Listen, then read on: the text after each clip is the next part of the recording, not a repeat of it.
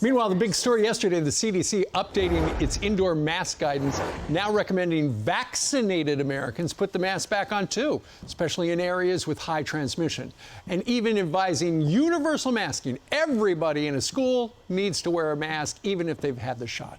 Here with reaction, we've got Fox News medical contributor, Dr. Mark Siegel. We've got a high school teacher out in California and author of the upcoming book, Hollowed Out, Jeremy Adams, and New Jersey mom of three, Neela Hadley. Good morning to all of you. Good morning. Good morning. Neela, let's start with you because you're on the front lines. You got three kids going back to school in about a month and a half.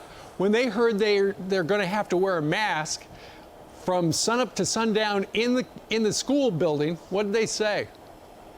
My son's first reaction is he's not going back to school. My daughters are not happy at all. It's something we're going to have to discuss, but my kids are, I don't want to say a mess, but they're pretty upset about it. What do you mean your son is not going to go back to school? So last year he had a secondary infection. He had a reaction to a mask, which turned into a full-blown skin infection on his face. Oh my goodness. He is left with a couple scars still, and he doesn't want to go through that again. I don't blame him. All right. It was a very painful experience. Absolutely. Jeremy, you're out in California. You're in Bakersfield, California. They're saying that, you're going to have to do it in California. Governor Newsom's going to say that. But the whole reason you got the shot was so you wouldn't have to wear the mask around the kids. And now you're going to have to wear the mask around the kids. Jeremy? Yeah, it's absolutely frustrating. I'll be honest with you. The truth of the matter is, I'm not a doctor. I'm not a scientist. I can't tell you if we need to be doing this from a scientific perspective. But I can tell you that teaching in a mask is awful. It's ridiculously hard, especially if you're trying to, use the humanity of the classroom, use humor, use your facial expressions, reach the kids. And these kids need to get back to a normal situation. And the last 16 months has not been good for them. And they weren't doing particularly great before, which is why I wrote the book, Hollowed Out. So all the teachers I talked to yesterday who got the vaccines because we know these kids needed to get back to normal, it's demoralizing. Absolutely. And Dr. Siegel, parents are struggling to try to explain to their kids, okay, this is what we're going to have to do. But you look at Neela's story, she's got the son who wound up with the face infection, which is something a lot of people don't think about because you're wearing it all day. And it takes its toll on your face and on your psyche.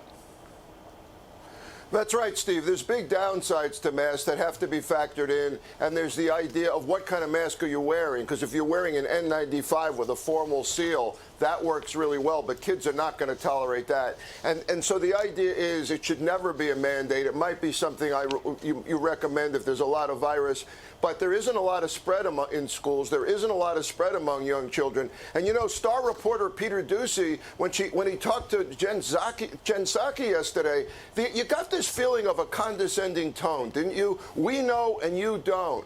We know, and we're going to tell you what to do. So the mistake the administration is making is mixing masking with vaccines, as the high school teacher just said. I mean, vaccines work. Masks shouldn't be mentioned in the same sentence. Yeah. Dr. Siegel, so many people are hesitant to take the vaccine, but Joe Biden said you get the vaccine, you can take down the mask. And now, of course, that turns out it's not going to be the suggestion going forward. Everybody's going to have to wear a mask regardless of vaccination status. But also, the FDA has not given final approval. And there are probably millions of Americans who said, well, if the FDA, the federal government, is not saying it's 100% safe with final approval, I'm not going to get it. So why is the government taking so long? This is an all-hands-on-deck situation. This is unprecedented. And even though it usually takes the FDA a long time, in this case, my opinion, and I think yours, is they should get off their duff and do it right now and get it approved to send that vote of confidence, because over 300 million doses have already been given out. It's not like they don't have the data, Steve. They got the data. They got to move fast, and they got to license the vaccine, and then you're going to see a lot more people taking it that are on the fence. Yeah. Neela, you know, I remember when our kids were living in the house and they were getting ready for school. Right about now, they'd start getting excited about school. You know, let's go get some new clothes and let's go to Staples and we'll get all the spiral notebooks and stuff like this. But given the fact that now it sounds like we're going to have the kids wearing the masks again, that just made your job tougher getting the kids out the door. Absolutely. It has. I'm hoping he's going to be mask exempt because of the severity of his skin and how bad his face was.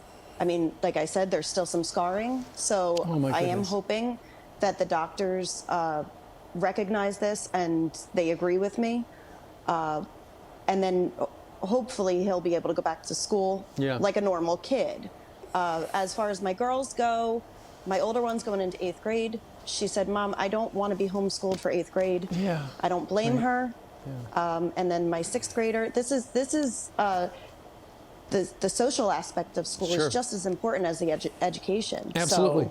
So, and Jeremy, you're out in California. How much of an impact do you think the teachers' unions had in convincing the government to say everybody's got to wear a mask? Well, I can't speak to the CTA, but I can tell you most of the teachers that I know got vaccinated for a variety of reasons. But the number one reason is, as our parent just said a second ago, we've got to get back to a sense of normalcy. Steve, I'm a bit of a classroom romantic. I think that the most certain door to the American dream, no matter what your background is a high-quality education, which means we need our teachers to be at their absolute best. The last year of learning for our students has not been pretty. They've been behind anonymous Zoom calls, sitting in bed, oftentimes texting as they take classes. And we need to get back to a sense of normalcy, for sure. We sure do. And Dr. Siegel, exit question. This is only a recommendation. It's going to be up to state and local leaders whether or not your locality actually says mask up, everybody, right? Right, and theoretically, it's only supposed to be in areas of a lot of spread, but kids spread more COVID outside school than in school, and I already told you they don't spread it much in school. The danger is that it's going to be extended to areas where there's not even any virus around. Yeah, you're right. There's a lot going on. Dr. Siegel. Teachers have to get vaccinated. Absolutely. Everybody who can get vaccinated should. Dr. Siegel, Jeremy, Neela, thank you all for sharing your stories today. Thanks very much. I'm Steve Doocy. I'm Brian Kilmeade. And I'm Ainsley Earhart. And click here to subscribe to the Fox News YouTube page to catch our hottest interviews and most compelling analysis.